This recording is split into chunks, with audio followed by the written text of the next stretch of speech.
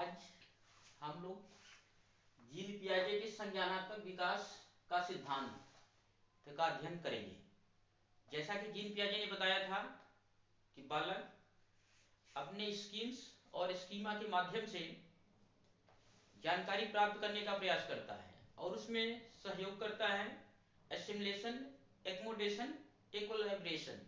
ये तीन चीजें जो है मिलकर सहयोग करती हैं और बच्चा की बुद्धि या मानसिक विकास या संज्ञानात्मक विकास आगे बढ़ता चला जाता है। और उसके लिए उन्होंने 4 अवस्थाएं बताई थी या 4 स्टेज थियरी दिया, सिद्धांत दिया। ज्ञानात्मक विकास के 4 स्टेज बताए थे, जो है sensory motor stage, concrete operation stage, formal operation stage. ये 4 जो है अवस्थाएं उन्होंने बताया था। Sensory motor stage, pre operational stage, concrete operation stage, formal operation stage. इन्हीं चारों अवस्थाओं से होते हुए बच्चे का जो है मानसिक विकास या संज्ञानात्मक विकास होता है या बौद्धिक विकास होता है। तो पहला हम लोग देखते हैं क्या है, संवेदी पेशी अवस्था, सेंसरी मोटर स्टेज। सेंसरी मतलब यहाँ पे बालक ज्ञानेंद्रियों का प्रयोग करके ज्ञान की प्राप्ति करता है। ज्ञानेंद्रियों, सेंसेस, जितने आंख नाक त्वचा है, इन्हीं से वो ज्ञान की प्राप्ति करता है। इसीलिए सेंसरी मोटर स्टेट कहता है, यानी कि अपने ज्ञानेंद्रियों का प्रयोग करता है, इसीलिए इसे सेंसरी मोटर स्टेट कहा गया है। सेंसरी मोटर मतलब गति, सेंसरी मतलब अपने ज्ञानेंद्रियों का इस्तेमाल करके ज्ञान की प्राप्ति करता है। ध्यान रखिएगा, ये सेंसरी मोटर स्टेट कहा जाता है। ये सेंसरी मतलब ज्ञानेंद्रियां, मोटर मतलब गति, यानी कि यहाँ पे वो ज्ञान इंद्रियों का प्रयोग करते हुए ज्ञान की प्राप्ति करता है। ये स्टेज कितनी है, 0 से 2 वर्ष मानी गई है। 0 से 2 वर्ष, इसका मतलब पियाजे शैशवावस्था की बात कर रहा है। बच्चों को बताया जाता है सेंसरी मोटर स्टेज, भूल जाते हैं सेंसरी मोटर स्टेज क्या है। सीधा सीधा सा आप याद कर लो कि 0 से 2 वर्ष शैशवावस्था की बात पियाजे बोल रहा है। कि पियाजे साहब क्या बोल रहे हैं, ये शैशवावस्था की बात कर रहा है। शैशवावस्था में 0 से 2 वर्ष में बालक अपने ज्ञानेंद्रियों का इस्तेमाल करके ज्ञान की प्राप्ति करता है। इसलिए पियाजे बोलते हैं कि ज्ञानेंद्रियां ज्ञान का द्वार हैं। ध्यान रखिएगा, ज्ञानेंद्रियां ज्ञान का द्वार है, यानी कि प्रथम ज्ञान की जो प्राप्ति स्टार्टिंग होती है वो ज्ञानेंद्रियों के माध्यम से होती है, पियाजे साहब ने कहा है। ध्यान रखिएगा, पियाजे इसी को शैशवावस्था बोलते हैं, इन्फेंसी पीरियड इसी को बोलते हैं। इसी की स्टेज को, सेंसरी मोटर स्टेज को शैशवावस्था से जोड़ा गया है। ध्यान रखिएगा, इसमें खासियत इसकी क्या है, वस्तु अस्थायित्व, ऑब्जेक्ट परमानेंस का गुण जो है इसमें आ जाता है। ऑब्जेक्ट परमानेंस क्या है, वस्तु अस्थायित्व क्या है, समझ लीजिए पहले कि वस्तु अस्थायित्व क्या है, ऑब्जेक्ट परमानेंस क्या है। इसका मतलब यह होता है कि जब कोई चीज बालक के सामने एक बार आ गई और आप उसे छुपा कर कहीं रख देते हैं तो वो तुरंत उसे खोजने का प्रयास करता है। यही है ऑब्जेक्ट परमानेंट, वस्तु अस्थायित्व का गुण। पियाजे मानते हैं कि 0 से 2 वर्ष में बच्चे के अंदर वस्तु अस्थायित्व का गुण आ जाता है, यानी कि अगर आप कोई चीज छिपा देते हैं तो वो जरूर खोजने जाएगा। इस स्टेज में मानते हैं पियाजे साहब जो है कि वस्तु अस्थायित्व का गुण इसमें आ जाता है, यानी कि कोई चीज आप उसके सामने रख देते हैं फिर छुपा देते हैं तो वो मानता है कि इसका अस्तित्व है और खोजने का वो प्रयास करता है। पियाजे साहब मानते हैं प्रयास और त्रुटि विधि। यहाँ पे पियाजे मानते हैं कि बच्चा जो है प्रयत्न और त्रुटि की विधि से वो सीखने का प्रयास करता है, कुछ न कुछ जो है सीखता रहता है, गलतियां करता रहता है इस स्टेज में। अनुकरण अगला है, अनुकरण इमिटेशन। इस स्टेज में बालक अनुकरण करने का प्रयास खूब करता है। कोई किसी व्यक्ति को देख करके वो भी वैसा ही काम करता है जैसा व्यक्ति कर रहा है। अगला है दूसरा, पूर्व संक्रियात्मक अवस्था, प्री ऑपरेशनल स्टेज। पूर्व संक्रियात्मक अवस्था, प्री ऑपरेशनल स्टेज। ये कब से माना, कितना, 2 वर्ष से लेकर के 7 वर्ष तक। इसकी क्या खासियत है, ये अवस्था पियाजे प्रारंभिक अवस्था से कोरिलेट कर रहे हैं। ध्यान रखिएगा, इस अवस्था को प्रारंभिक बाल्यावस्था कहा गया है। याद करिएगा कि प्री ऑपरेशनल स्टेज 2 से 7 वर्ष कौन सी अवस्था है, याद रखना है कि प्रारंभिक बाल्यावस्था की बात की जा रही है यहाँ पे। लड़के भूल जाते हैं बच्चे जो है कि पूर्व संक्रियात्मक अवस्था भूल जाते हैं, पता नहीं क्या है प्री ऑपरेशनल स्टेज। सीधा सा आप याद कर लो कि प्रारंभिक बाल्यावस्था की बात की जा रही है। इसकी क्या विशेषता है, जीववाद, यानी कि जीवाद मतलब अब इस स्टेज में 2 से 7 वर्ष का जो बच्चा रहेगा वो उसके अंदर जीववाद की प्रवृत्ति आ जाती है। वो सोचता है कि अगर गाड़ी चल रही तो उसके अंदर भी जीव है, हवा चल रही तो उसमें भी जीव है, चांद अगर है तो उसमें भी जीव है। वो मानता है, जीववाद इसी को बोलते हैं। फैन चल रहा है तो कहता है ये जीव है, इसमें जो है लाइफ है, वो मतलब जीवंत है, जीव मानता है, यानी कि जीववाद। अगला है इसमें इसी की विशेषता आत्म केंद्रित। आत्म केंद्रित इसकी विशेषता है कि अपने स्टेट की आत्म केंद्रित क्या है, इगोसेंट्रिज्म क्या है। मतलब अब इसमें क्या है कि बच्चा जो है इगोसेंट्रिक मतलब आत्म केंद्रित रहता है। इसमें आत्म केंद्रित मतलब कि वो अपने आप को मानता है कि हम जो कह रहे हैं वही सही है, या हम जो कह रहे हैं वो भी व्यक्ति वही कह रहा है। वो बच्चा मानता है कि मैं ये कह रहा हूं कि ये ऐसा है, तो वो मानता है कि हमारा खिलौना भी वही कह रहा है जो मैं कह रहा हूं, या उस बच्चा सोचता है कि जो मैं सोच रहा हूं वो उसका खिलौना भी वही चीज सोच रहा है जो मैं सोच रहा हूं। इसी को बोलते हैं आत्म केंद्रित स्टेज। यहीं पे होती है, यानी कि जो 2 से 7 वर्ष के बच्चे होते हैं वो ये मान के चलते हैं कि जो मैं सोच रहा हूं वही सही है, बाकी वो किसी की नहीं मानता। इसी स्टेज में होती है आत्म केंद्रित अवस्था में। आगे देखिए अहम केंद्रित भाषा। इसी में इसी स्टेज में अहम केंद्रित भाषा का भी विकास होता है। अहम केंद्रित भाषा मतलब अब वो बच्चा बात करता है, मतलब बोल के नहीं बात करेगा, बैठा रहेगा बात करता रहेगा, मन में बात करता रहेगा। आपको लगेगा कि ये लोग तो सोच रहा है, ये बात कर रहा है। गार्जियन तमाम डांटते भी है उसे, लेकिन वो उसकी मजबूरी क्या करे। 2 वर्ष के 7 साल में वो अहम केंद्रित भाषा वो उसकी विकास हो रही है। पियाजी कह रहे हैं कि यह केंद्रित भाषा जो है भाषा विकास का स्टेज है। तो ऐसा बच्चा करता है, ये बैठा रहेगा, मन में उसके विचार चलते रहेंगे। इसी को बोलते हैं अहम केंद्रित भाषा। अगला देखिए कि बालक एक ही दिशा में सोच विचार करता है। इसी की स्टेज की विशेषता है पूर्व संज्ञात्मक अवस्था प्री ऑपरेशनल स्टेज में, कि बालक एक ही दिशा में सोच विचार करता है, मतलब एक डायरेक्शन में ही सोचता है, रिवर्स बैक में नहीं सोचता है। जैसे 2 गुणा 2 दूना 4 कितना हुआ, 2 दूना 4। अब वो कहेगा 2 दूना 4 होता है। अब आप उससे यही पूछ लीजिए कि पर यह नहीं बता पाता कि 4/2 कितना होगा, वो 2 नहीं बता पाएगा। मतलब ये डायरेक्शन में सीखता है। वो सोचता है कि 2 दूना 3 दूना 6 होता है, या 2 दूना 5 होता है, 2 दूना 4 होता है। मतलब वो डायरेक्ट एक वे में सोचता है, उल्टा नहीं सोचता है कि आप भाग करके पूछ लो, नहीं बता पाएगा उसी चीज को। इसी को बोलते हैं जो है कि बच्चा एक ही दिशा में एक डायरेक्शन में सोचता है। चलिए तीसरा देखते हैं हम लोग क्या है, कौन सा स्टेज बताया है इन्होंने, कि ठोस मूर्त संक्रियावस्था, कॉन्क्रीट ऑपरेशन स्टेज। कॉन्क्रीट यानी कि इसी को मूर्त भी बोलते हैं और ठोस भी बोलते हैं। यानी ठोस संक्रिया अवस्था, यानी कि अब बालक के सामने कोई ठोस चीज रखी जाएगी तभी वो समझ पाएगा। ध्यान रखिएगा, ठोस चीज रखी जाएगी मतलब वो दिखाई पड़ेगी तभी उसके बारे में बता पाएगा। चलिए देखते हैं क्या है। इसे किससे कोरिलेट करते हैं, उत्तर बाल्यावस्था। यानी कि देखिए ये प्रारंभिक बाल्यावस्था थी, ये उत्तर बाल्यावस्था की बात कर रहे हैं, लेटर चाइल्डहुड की बात कर रहे हैं ये भैया। ये ठोस संक्रियात्मक अवस्था कॉन्क्रीट ऑपरेशन स्टेज कब से है, ये 7 से 12 वर्ष की है। कब, वो उत्तर बाल्यावस्था की बात कर रहे हैं, लेटर चाइल्डहुड की बात कर रहे हैं ये ध्यान रखिएगा यहाँ पे जो है कि उत्तर बाल्यावस्था की बात कर रहे हैं कॉन्क्रीट ऑपरेशनल स्टेज में, जो है 7 से 12 वर्ष तक। अब देखिए इसमें मूर्त चिंतन, बच्चा जो है यहाँ पे मूर्त चिंतन, कई बार एग्जाम में पूछता है मूर्त चिंतन कब करता है बच्चा।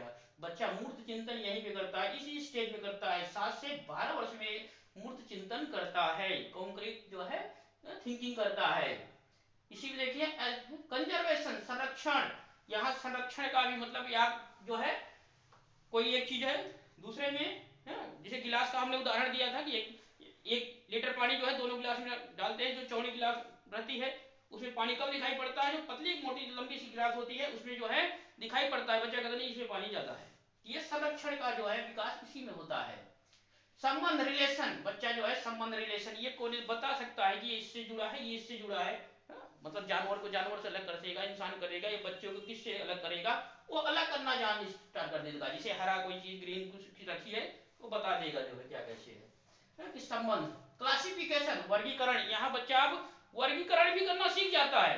वर्गीकरण करना सीख जाता है कि ये हरा हरा में है, रेड रेड में है, मतलब कई तरह की उसे गोलियां दे दीजिए ढेर सारा जो है, तो हरी को अलग कर देगा, ग्रीन को अलग कर देगा, ब्लू को अलग कर देगा, अलग रख देगा। इसी में वर्गीकरण करना सीख जाता है। इसमें क्या है कि पलटावी गुण आ जाता है। यहाँ क्या है, पलटावी, रिवर्सिबिलिटी गुण, मतलब पलटावी गुण आ जाता है बच्चे के अंदर। यही पलटावी गुण था, मतलब जो एक डायरेक्टर में सोचता था, डायरेक्शन मतलब वन डायरेक्शन में सोचता था, एक ही रास्ते दिशा में सोचता था, अब उल्टा भी सोचना स्टार्ट कर देता है। मतलब बच्चे के अंदर पलटावी गुण आ जाता है, जो यहाँ पे नहीं था कि 2 दूना 4 जानता था, बल ये नहीं जानता था कि 4 बटे 2 कितना होगा। अब बच्चा इस स्टेज में जान जाएगा, जाहिर सी बात है, बाल्यावस्था में आ गया है और 7 से 12 स्टेज में आ गया है, तो जाहिर सी बात पता ले जाएगा। अब इसमें पलटावी गुण आ जाता है, इसमें पलटावी गुण नहीं रहता। सेकेंड स्टेज में ध्यान रखना है। अब यहाँ आगमनात्मक चिंतन, आगमनात्मक चिंतन करने स्टार्ट कर देता है, यानी इंडक्टिव थिंकिंग पर बच्चा करता है। यानी कि विशिष्ट से सामान्य की ओर सोचना स्टार्ट कर देता है। कि ध्यान रखना है इसी स्टेज में है कि आगमनात्मक चिंतन करता है बच्चा, इंडक्टिव थिंकिंग स्टार्ट करता है इसी स्टेज में। इंडक्टिव थिंकिंग क्या होती है, जैसे मतलब सिंपल टू कॉम्प्लेक्स जिसे हम आप कहते हैं, वो वही चीज है, आगे हम लोग पढ़ेंगे कभी जो है इसे।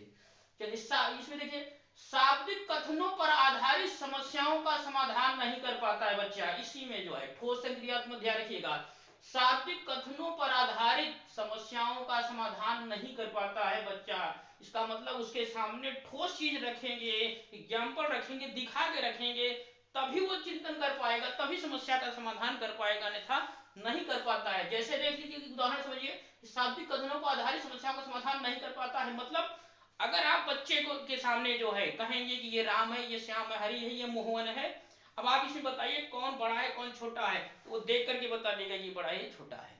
अगर आप इसी चीज को उनके ऐसे अनजाने व्यक्ति का नाम ले लीजिए कि मोहन, गीता, सीता, ये फलान फलान, अब आप उससे कहिए कि इन्हें बताओ कौन बड़ा है या किसकी एज ज्यादा है, वो नहीं बता पाएगा। मतलब कहने का, अगर आप जो है उन बच्चों को रखेंगे कि देखिए ये राम है, इनकी उम्र इतनी है, ये श्याम है, इनकी उम्र इतनी है, ये गीता है, इनकी उम्र इतनी है, तो वो बता देगा कि इसकी उम्र ज्यादा है। मतलब वो तीनों रहेंगे सामने। तो अगर आप ऐसे ही बताएंगे कि राम की उम्र इतने वर्ष है, हरि की इतनी है, श्याम की उतनी है, अब वो नहीं बता पाएगा, क्योंकि वो वस्तु होना चाहिए उसके सामने, यानी कि वो मूर्त चीज होनी चाहिए, तभी वो बता पाएगा। शाब्दिक कथनों पर आधारित समस्याओं का समाधान नहीं कर पाता है, इसी स्टेज में ध्यान रखना है आपको। अगला है चौथा नंबर, औपचारिक संक्रिया अवस्था, फॉर्मल ऑपरेशन स्टेज। ये है 12 से 15 वर्ष। 12 से 15 वर्ष कौन सी उम्र होती है, किशोरावस्था। ध्यान रखिएगा, किशोरा 13 से 19 या 20 माना जाता है, लेकिन आप जो ध्यान रखिएगा ये किशोरावस्था से जोड़ कोरिलेट किया जाता है। इस स्टेज को किशोरावस्था से, एडोलसेंस पीरियड से जोड़ा जाता है कि ये औपचारिक अवस्था यहाँ होती है। अब दोस्तों सोचिए कि किशोरावस्था में क्या क्या कर सकता है, या फॉर्मल ऑपरेशन स्टेज में क्या क्या कर सकता है बच्चा, अमूर्त चिंतन, यानी कि अब जो है वो बच्चा बता लेगा। अब आप कहिए कि राम की उम्र इतना है, श्याम कितना है, मतलब राम श्याम को सामने मत रखिए, अब वो पता ले जाएगा। क्यों, क्योंकि 12 से 14 वर्ष में हो चुका है, प्रवेश कर चुका है। अब वो अमूर्त चिंतन करेगा। ध्यान रखिएगा, यहाँ पे मूर्त चिंतन करता है, यहाँ पे अमूर्त चिंतन स्टार्ट कर देगा। मतलब अब उसके सामने कोई वस्तु दिखाई नहीं पड़ेगी, फिर भी जो है वो चिंतन करना स्टार्ट कर देगा, उसी को अमूर्त चिंतन कहते हैं। सूक्ष्म क्रिया अवस्था, यानी छोटी से छोटी चीजों के बारे में भी वो सोचना स्टार्ट कर देगा, क्रिया करना स्टार्ट कर देगा। जो है परिकल्पनात्मक चिंतन करेगा, यानी कि जो है अब वो परिकल्पना, हाइपोथेटिकल चिंतन करेगा। मतलब अब उसके सामने जो है वो काल्पनिक, मतलब एक सिस्टम से जिसे कहते हैं परिकल्पना, हाइपोथेटिक मतलब एक काल्पनिक चिंतन करना स्टार्ट कर देगा, एक परिकल्पना बना करके, योजना प्लानिंग बना करके वो चिंतन करना स्टार्ट कर देगा। निगमनात्मक चिंतन, अब डिडक्टिव थिंकिंग भी करता है, एग्जाम में पूछा जाता है, डिडक्टिव थिंकिंग भी करता है। मतलब डिडक्टिव मतलब होता है कि सामान्य से विशिष्ट की ओर, जैसे कहा जाए कि सब मनुष्य मरणशील है, ये हम आप निगमन चिंतन की बात कर रहे हैं, निगमनात्मक चिंतन करने लगता है।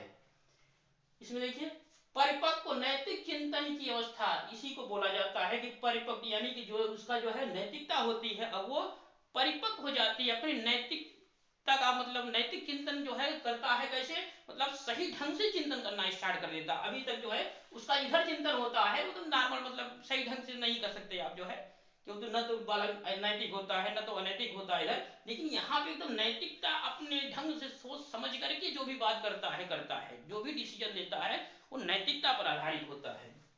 अगला है समस्या समाधान की क्षमता, यानी कि प्रॉब्लम सॉल्विंग की समस्या का समाधान अब कर सकता है, यानी कोई भी समस्या अगर बच्चे के सामने आ जाएगी तो उसका समाधान जो है करना वो सीख जाता है इस स्टेज में। अगला है विशेषता इसकी कि यह संज्ञानात्मक विकास का सबसे उच्च स्तर है, यानी कि संज्ञानात्मक विकास का ये सबसे उच्च स्तर माना गया है संज्ञानात्मक कॉग्निटिव डेवलपमेंट का, यानी कि बच्चे का विकास यहीं से यहाँ तक जो है मतलब इस स्टेज में आते आते उसका ज्ञानात्मक विकास जो है बौद्धिक बौद्धिक विकास जो है वो कंप्लीट हो जाता है, या संज्ञानात्मक विकास जो है वो कंप्लीट हो जाता है। उसके आगे देखिए, यहाँ पे थोड़ा सा ध्यान रखिएगा, वस्तु स्थायित्व ऑब्जेक्ट परमानेंट का गुण। किताबों में वस्तु स्थायित्व का गुण जो है 0 से 2 वर्ष तक माना जाता है, लेकिन जो एनसीईआरटी की बुक है उसमें इस स्टेज में रखा गया है, ध्यान रखना है, वो 2 से 7 वर्ष एनसीईआरटी की बुक में 2 से 7 वर्ष में माना गया है, मतलब वस्तु स्थायित्व का गुण ऑब्जेक्ट परमानेंट का गुण इस स्टेज में माना जाता है, ध्यान रखना है। ये किताबों में आपको इस स्टेज में मिलता है, 0 से 2 वर्ष में मिलता है, लेकिन एनसीईआरटी ने इस चीज को जो है वस्तु स्थायित्व को ऑब्जेक्ट परमानेंट को इसमें 2 से 7 वर्ष में मतलब सेकेंड स्टेज में रखा हुआ है। हालांकि एनसीईआरटी मानता है कि 8 माह तक बच्चा जो है वस्तु स्थायित्व का गुण आ जाता है, मतलब अगर आंशिक कोई चीज छुपा दीजिए तो वो खोजने का प्रयास करना स्टार्ट कर देता है, एनसीईआरटी मानता है यहाँ पे, लेकिन रखा हुआ है इस स्टेज को जो है मतलब इस वस्तु स्थायित्व के गुण को इस स्टेज में रखा हुआ है। अगर ऑप्शन आता है एग्जाम में कि वस्तु स्थायित्व का गुण कब कब आ जाता है, तो आप जो है अगर ऑप्शन ये दिया है तो आप इसमें रख सकते हैं, अगर ऑप्शन इसका दिया है तो ये भी सही है एनसीईआरटी के हिसाब से। आप फिर से एक बार रफ हम लोग देख लेते हैं कि जीन पियाजे के संज्ञानात्मक विकास का सिद्धांत। पहला है संवेदी पेशी अवस्था सेंसरी मोटर स्टेज 0 से 2 वर्ष, ये कब माना जाता है, शैशवावस्था की बात कर रहे हैं पियाजे साहब। दूसरा देखिए पूर्व संक्रियात्मक अवस्था प्री ऑपरेशन स्टेज कब है, ये 2 से 7 वर्ष। किसे माना जाता है, प्रारंभिक अर्ली चाइल्डहुड की बात कर रहे हैं, मतलब ये बाल्यावस्था प्रारंभिक बाल्यावस्था की बात कर रहे हैं पियाजे साहब, याद कर लीजिएगा। शैशवावस्था बाल्यावस्था। अगला है ठोस मूर्त संक्रियावस्था कॉन्क्रीट ऑपरेशन स्टेज 7 से 12 वर्ष कब है, ये उत्तर बाल्यावस्था की बात कर रहे हैं, लेटर चाइल्डहुड की बात कर रहे हैं पियाजे साहब। अगर ये सब नहीं याद हो रहा है तो इसे याद रखिएगा, जो है उत्तर बाल्यावस्था जो 7 से 12 वर्ष है ये उत्तर बाल्यावस्था ठोस संक्रियात्मक अवस्था के अंतर्गत आती है। अगला है चौथा औपचारिक संक्रियावस्था फॉर्मल ऑपरेशन स्टेज 12 से 15 वर्ष, मतलब 12 से 15 वर्ष बच्चा मतलब अब किशोरावस्था में प्रवेश कर गया है, यानी कि पियाजे के कहने का मतलब था कि बच्चे का जो बौद्धिक विकास स्टार्ट होता है वो कंप्लीट कब होता है, यहाँ किशोरावस्था तक जो है वह कंप्लीट मानते हैं कि बौद्धिक विकास या संज्ञानात्मक विकास बच्चे का हो जाता है। उम्मीद है जानकारी आप लोगों को पसंद आई होगी। धन्यवाद।